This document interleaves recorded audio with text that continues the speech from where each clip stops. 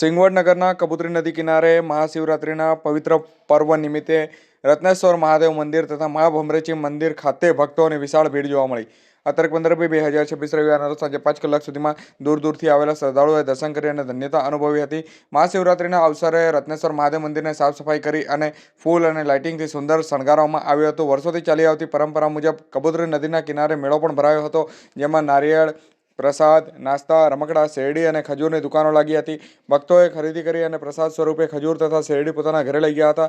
બમ બોલે હર હર મહાદેવના જયઘોષ સાથે સમગ્ર મંદિર પરિસર ગુંજી ઉઠ્યું હતું। ભક્તોની લાંબી કતાર દર્શન માટે લાગી હતી અને ભક્તો માટે ભાંગના પ્રસાદનો પણ આયોજન કરાયું હતું, તેમજ રાત્રિ સમયે ભંડારા અને ભજનના કાર્યક્રમોનું પણ આયોજન કરાયું છે।